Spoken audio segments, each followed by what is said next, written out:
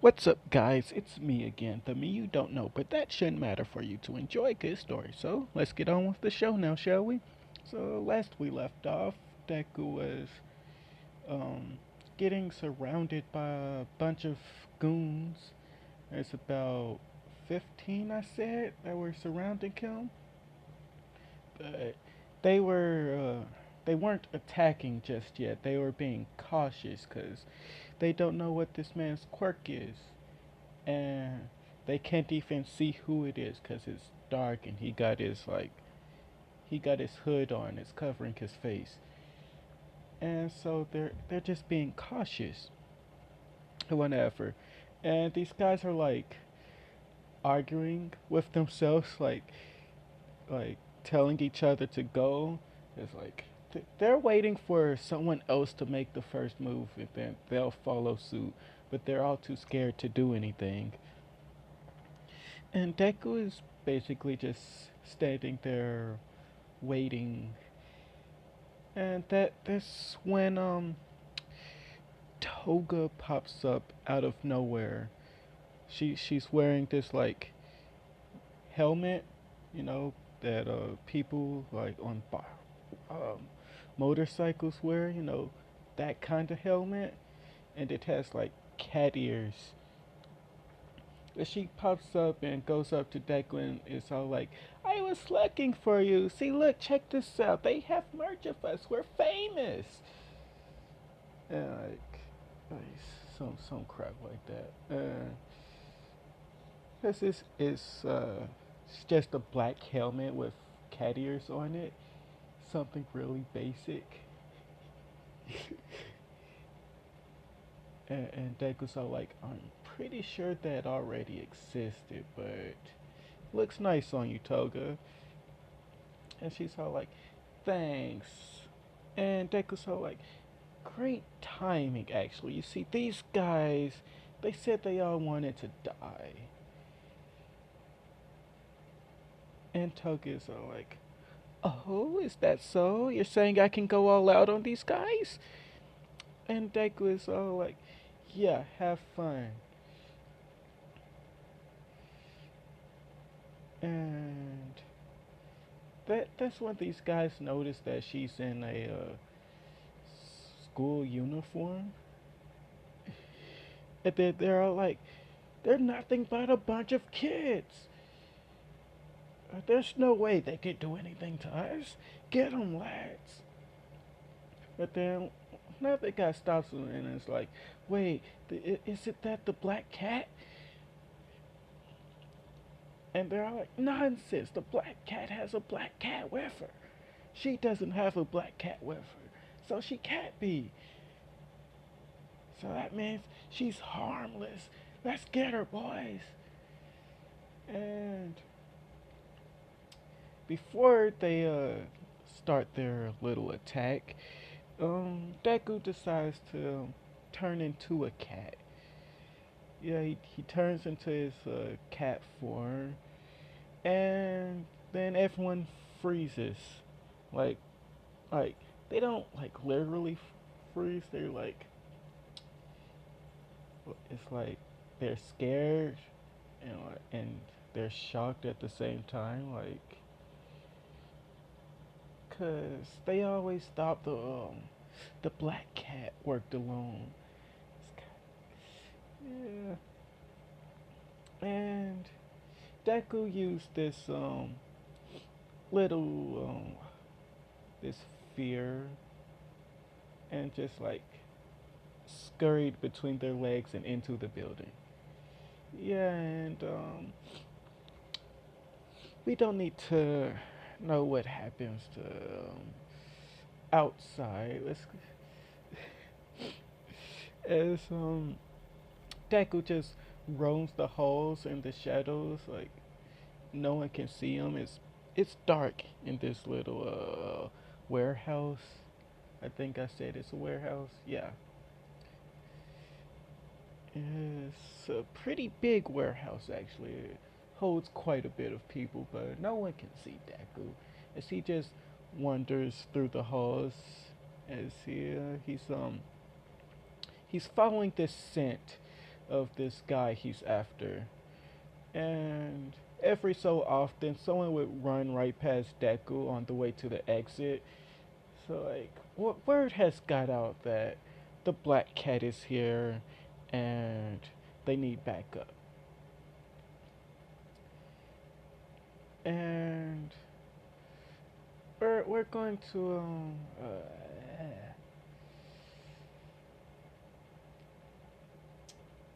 see. I wanted to do something, but I'm not going to do that anymore.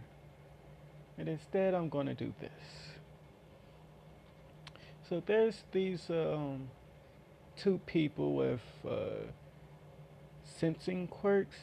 Like one of them can sense the movement of of anything basically, and he senses that something small is moving around, and he just thinks it's a rat or something. But this other guy, he has like a I don't know what to describe it as. Like his smell is intensified or something like that. He can smell pretty good. And so he's like, smells like cat in here. And the other guy's like, oh, is that what the small rodent I'm sensing is? And that's when these guys get word that the black cat is outside. And then they're all like, oh, so that must be the black cat. It's harmless then. And that's what they think. And so they like run out of this big room right past Deku, but then the guy with the sniffing quirk, I guess that's what I'm gonna call it, he stops and looks straight at Deku and is like, something's wrong with that cat. Doesn't smell right. This other guy's like, come on, it's harmless. Let's go get the black cat that's outside. And this guy's like, alright, fine. But if that cat's still in here, I'm gonna kill it. And he's like, fine, fine, you can do that later. Come on, let's go. Before they all die. And then there's like, see, these two are like, if I were to rank them, these guys would be like generals. And the guys outside are like soldiers. So, that I guess it makes sense if I say it like that. So like this random soldier is all like, shouldn't we tell the boss that the black cat is here? And they're all like, nonsense. He's still in the meeting with that creepy guy. Don't like him. Don't trust him. Why didn't the boss let us stay to protect him? What if something happened and we weren't there?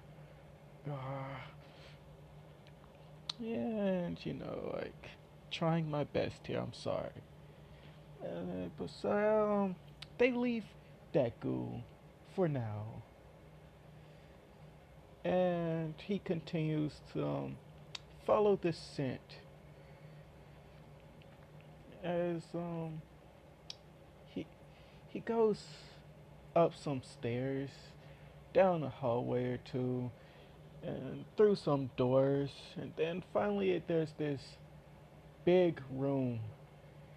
And before Deku goes through the final door, he overhears a conversation. As there's two people in this room that Deku can hear, and they're talking about leaving, and they're saying they got what they came for, and suddenly Deku didn't hear them anymore, and he's wondering like where'd they go? How are they planning on leaving? This is the only exit, right? Surely they unless they have a way to teleport. Hmm. As Deku goes into the room and he follows the scent to this pile of dust. There's just dust in the middle of the floor and a bit of rock as well, and this powdery substance, basically. And Deku is like, the scent ends here.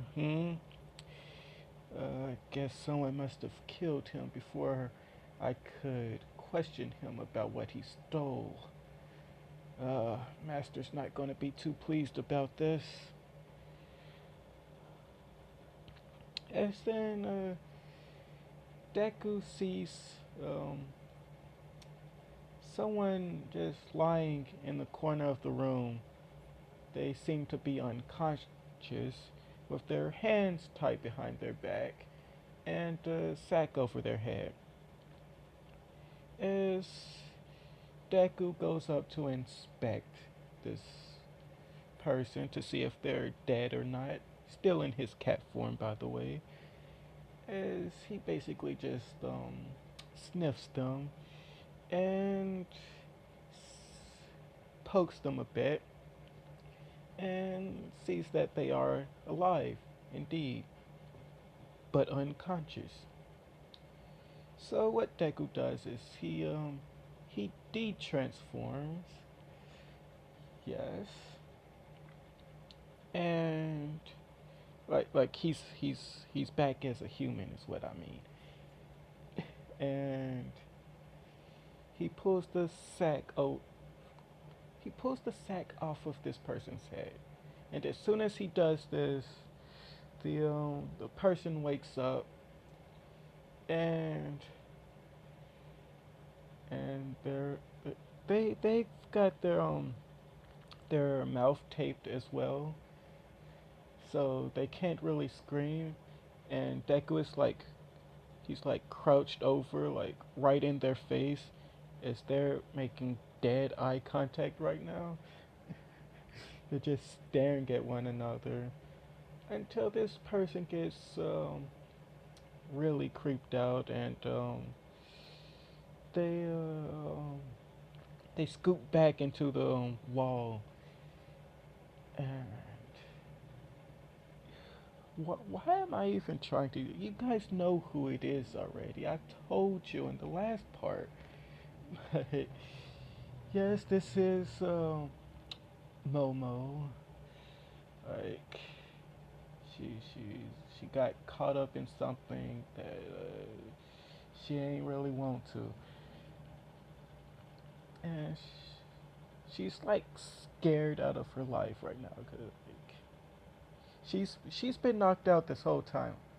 Is this only she's only been kidnapped for a couple of hours, and like she's she's just now waking up. She don't know who kidnapped her, and she just knows that she's suddenly face to face with Deku, and she's scared. And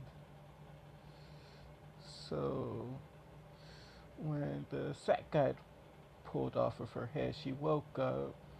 She saw this guy, and she scooted back to the wall. Wasn't very far. She was already in the corner, but it was like 2 inches. As she's like panicking right now, as she tried to create a knife to cut the ropes that's like behind her, like tied on her hands, but she dropped the knife, and Deku he ain't really say anything to her. He was just staring at her, as he really don't know what to do. Like if he'd free her, would she attack him? Like would she be scared? And so like she tried to make a knife to free herself, but she dropped it, and Deku is all like, "You need a little help with that." As he picks up the knife, and before he could cut her bindings, someone walks through the door holding Toga. They have Toga in like this chokehold basically. No, not a chokehold. They have I can't even describe it right. They have her hand behind her back, as you know, and and I don't know. I'm gonna give them a gun. They have a gun against her head, and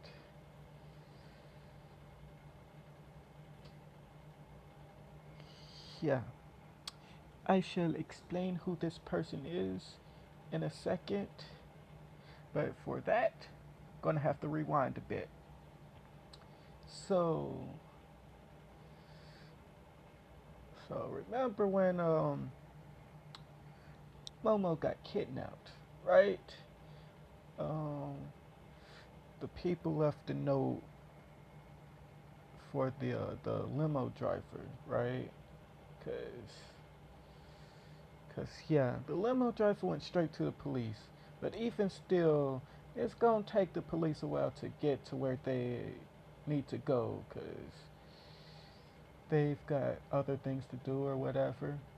So the police are like informed of the situation, like there's been a kidnapping and she's being held at this location. And so like the police call the heroes and stuff, and like who the this is where Hasashi comes in. A little backstory on him. He used to be a cop, but he chose to choose a safer job so that he could spend more time with his family, and so he wouldn't have to always like be out and about trying to save people or whatever. So like he wanted a job where he could spend most of his time at home. So he kind of quit the force, but he still has cop friends, and he still has the little cop radio thing. And so like that's how he's been like figuring out like certain events like this where the cops do get involved. He'd be like the first one there, cause like there's no reason for him to wait around when he could just go there himself. And yet the police got the call before the heroes were called. So it'll take a while for the heroes to get there, for any heroes to get there. In fact, they don't show up. No heroes show up. Just gonna tell you that now. But heroes were called. Just scratch that.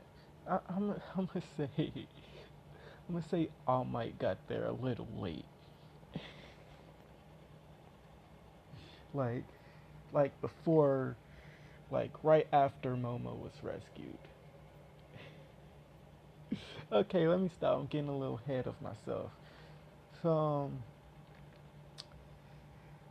Hasashi, what's his quirk again? Like Black Flame, and his name's Ace or something like that. So, yeah, I gotta put him into the story. As Ace, I can't even use that name, man. Hasashi. Um, he went to check out this place to see if like they have any leads on what happened to Izuku, as he's still on that. He he don't want to give up on his son. He doesn't believe his son is dead. He believes that he's missing, or he's been kidnapped or something, which is kind of right, but can't really say he's been kidnapped anymore. I mean, like, he's pretty much been released since he was 4. I mean, like, left on his own. But enough about that. Back to the story. Is when Hasashi got there, he decided to hide behind a hind. Bleh. He decided to hide. So and because he saw a fight was taking place, and he didn't know which side needed help or not, or if either side needed help, or just like neither group is heroes, so like he doesn't recognize them at all. But these men are like he's hearing these men call this other person the Black Cat, and he's like, "Oh, we got a famous one here. If I could take them down, I could could use her to exchange for the girl they got somewhere in here. Oh, I'm pretty sure they'd want a piece of this one. They'd gladly let her go in exchange for the Black Cat." That's what Hisashi's thinking, like. But so after Toga was done dismantling the whole group that was outside, including the 2 sensory dudes, um, Hisashi like pops up out of nowhere, like right behind her, and he like just like points a gun to her head, and Toga has been captured. Yeah, simple as that. None of these villains had guns, so she was able to just slice them up very easily. So, and he did like catch her off guard, because she thought she was done having her little fun. She was about to start collecting blood, but she can't do that anymore. Uh, Hisashi has stopped her, and she's basically his hostage now, kinda sorta. As we skip to this scene that we were just at, as Hisashi walks through the door with Toga in hand and this gun against her head, and and I'm gonna actually say he tied her hands up behind her back, so like, yeah, kind of the same way as Momo is right now. As when Hisashi got in there, he saw this guy holding a knife and pointing it at Momo, and he saw like, wait, before you kill her, I got an offer to make you. You're the boss of these fellas who were outside, yes? Uh, this here's the Black Cat. She's killed just about all your men. I'm pretty sure you'd want revenge on her, right? Here, I'll give her to you in exchange for the girl. And Deku, he's all like, "The Black Cat, you say? Are you sure it's her?" As Hasashi's like, "I'm positive."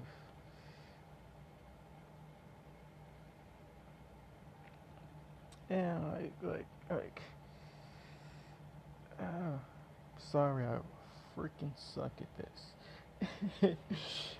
Anyways, um, gonna cut a few minutes, well, skip a few minutes, sorry, to when the Deku says, deal, as he took the confusion to his advantage to free Toga, and like he was gonna free Momo anyway, and he sees that this guy is probably isn't going to kill her. She'll be all right, as Momo still got that tape around her mouth, and I'm gonna say she like actually recognizes Hisashi. Nah, she wouldn't recognize him, but he'd recognize her. As like he'd have a mask on, something to cover his face, so like the people won't know it's him. So he would recognize it being Momo, but Momo would have no idea who it is. But she feels like she can trust this guy, and so the exchange was made as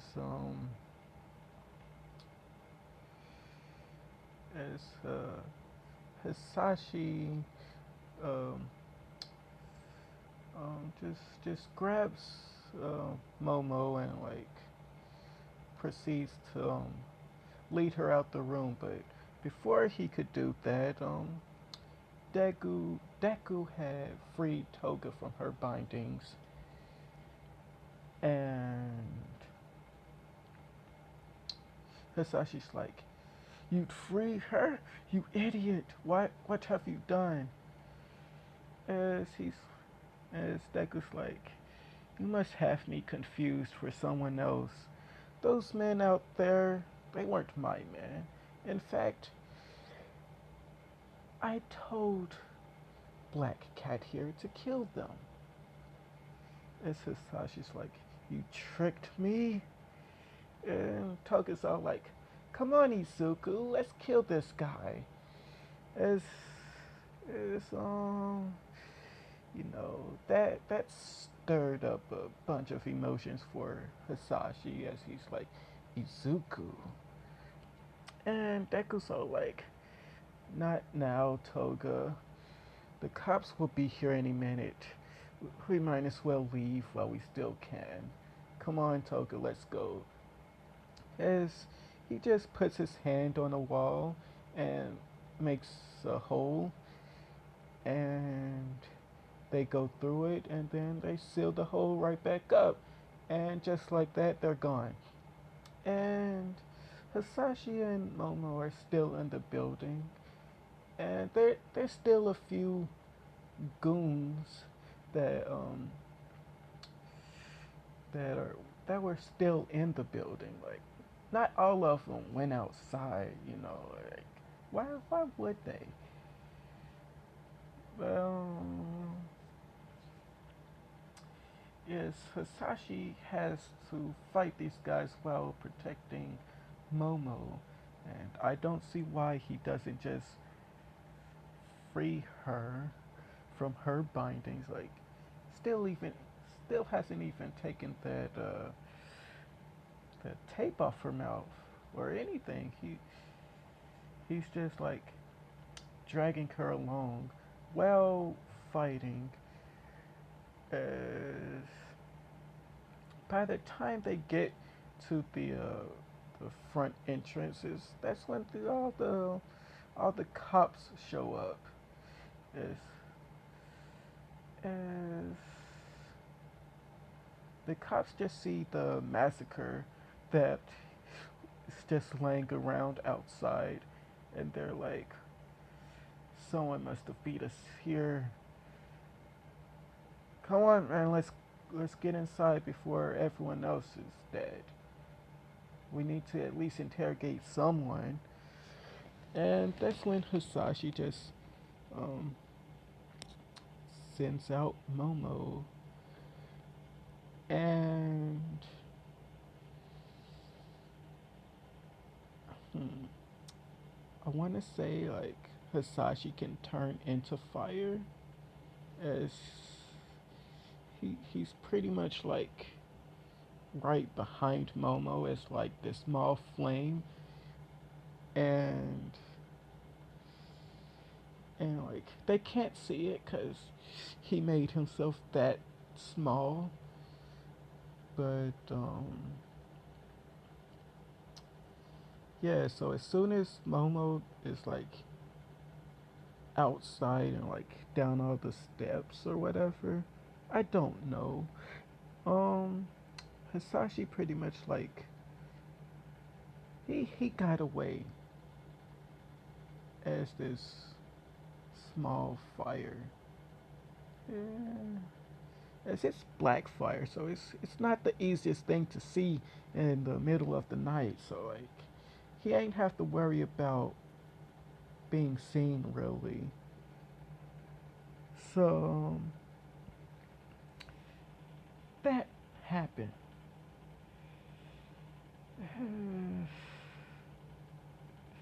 As Hisashi can't stop thinking about how she called that guy Izuku, and I'm gonna leave it off here. Yes, I'm sorry. This was terrible, but can't believe explaining that little thing that was meant to be just some way for Izuku and Momo to meet, but shoot, it was a whole scene. I guess it was important, but this was something I thought of on the spot in the last part, but I didn't know how to continue it, so I had to stop it. And um, you know. Anyways, like if you like, subscribe if you want it, comment down below if you enjoyed or not, and join the Discord, please. Nah, I'm joking with you.